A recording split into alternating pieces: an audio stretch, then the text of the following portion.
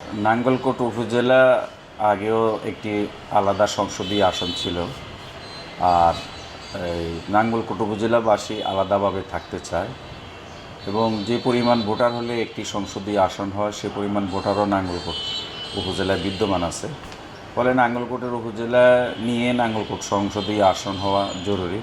নাঙ্গলকোটের শতভাগ মানুষ একটাই প্রত্যাশা, নাঙ্গলকোট আলাদা সংসদীয় আসন হোক এবং নাঙ্গলকোটে আমরা আলাদা সংসদীয় আসনের সাথে যুক্ত থাকি। এটা নাঙ্গলকোটবাসীর দাবি। আর এই যৌক্তিকতা বিশেষ করে নাঙ্গলকোটের সাথে যে দুটি উপজেলাকে যুক্ত করা হয়েছে, সদর দক্ষিণ এবং লালমাই উপজেলা, এই দুই উপজেলাবাসীও কিন্তু আলাদা তারা সংসদীয় আসন চায়। তারাও কিন্তু নাঙ্গলকোটের সাথে থাকতে চায় না, নাঙ্গলকোটবাসীও এই দুই উপজেলার সাথে থাকতে চায় না। এবং কি এই উপজেলার এই 3 উপজেলা নিয়ে যে কুমিল্লা সংসদীয় আসন নম্বর 10 করা হয়েছে, এটি আগে ছিল নাঙ্গলকোট সংসদীয় আসন 11, 14 গ্রাম ছিল 12। আর ওই উপজেলার বিশেষ করে এমনভাবে এটাকে বিস্তীর্ণ যে এলাকাগুলো এখানে যুক্ত করে সংসদীয় আসন গঠন করা হয়েছে অনেক দূর দূরান্ত। ওইদিকে নাঙ্গলকোটের সীমানা গিয়ে লেগেছে নোয়াখালীর বেগমগঞ্জের সাথে, আবার এদিকে কুমিল্লার টমসম ব্রিজ বা পদুয়ার বাজার বিশ্ব রোড পর্যন্ত সংসদীয় আসন প্রায় লম্বায় আপনার এখানে 50-60 কিলোমিটারের মতো হবে। এত লম্বা বিস্তৃত এলাকা, কেউ কাউকে চেনে না। এবং এই উপজেলার ভিতরে কয়েক ভাষায় কথা চলে, কেউ কুমিল্লা আঞ্চলিক ভাষায় কথা বলে, কেউ নোয়াখালীর আঞ্চলিক ভাষায় কথা বলে।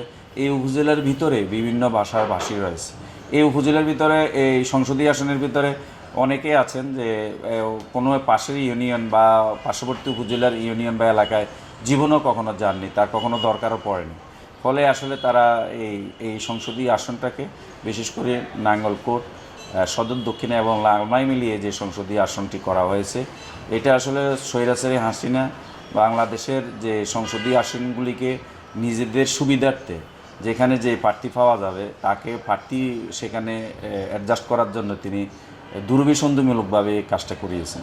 যেমন নাঙ্গলকোটে আপনার আহম মোস্তফা কামাল, লোটাস কামালকে যুক্ত করার জন্য তিনি লালমাই সদর দক্ষিণ উপজেলাকে নাঙ্গলকোটের সাথে যুক্ত করে এটি সংসদীয় আসন করেছেন ব্যক্তির স্বার্থে। এটা আসলে আমাদের লালমাই সদর দক্ষিণের মানুষও চায় না নাঙ্গলকোটের সাথে থাকুক, নাঙ্গলকোটের মানুষও চায় না এই সদর দক্ষিণ এবং লালমাইয়ের সাথে থাকুক। শুধুমাত্র তার ইচ্ছার প্রতিফলনে এখানে তিনি ঘটিয়েছেন। তো আমরা আশা করব যে নাঙ্গলকোটটা আলাদা সংসদীয় আসন হবে এবং এই এলাকার মানুষকে মুক্তি দিবে এবং মানুষের মনে অনেক ব্যথা, মানুষ বিষিয়ে উঠেছে এই সংসদীয় আসনের সীমানা নিয়ে। এই জন্য বিশেষ করে আমাদের কাছে যেরকম ইনফরমেশন বৈষম্য ছিল সে বৈষম্য দূর হবে। বিশেষ করে এই সংসদীয় আসনটা একসাথে থাকার কারণে এটা বৈষম্যের শিকার অনেক ভোটার, অনেক বিস্তীর্ণ এলাকা। এটা আসলে কোনো প্রার্থীও নির্বাচনে প্রার্থী হয়ে এত সব এলাকায় যাওয়া, আমার মনে হয় না যে প্রতিটি ওয়ার্ডের নাম কোনো সংসদের এই এমপি যিনি ছিলেন তিনি বলতে পারবেন এবং গ্রামগুলোর নাম বলতে পারবেন। আমার মনে হয় না, আমি মনে করি না যে উনি বলতে পারবেন। আমি চ্যালেঞ্জ দিয়ে বলতে পারবো প্রত্যেকটা ইউনিয়নের সব গ্রামের নাম বলতে না পারো, অন্তত গুরুত্বপূর্ণ এলাকা এবং ইউনিয়ন নামও বলতে পারবেন না। নির্বাচনে সব গ্রামে সব ইউনিয়নে যাওয়া সম্ভব হয়ে ওঠে না। ফলে আসলে জনগণ থেকে এখানকার সংসদ সদস্যরা অনেকটা বিচ্ছিন্ন বিক্ষিপ্তের মতোই পড়ে থাকে।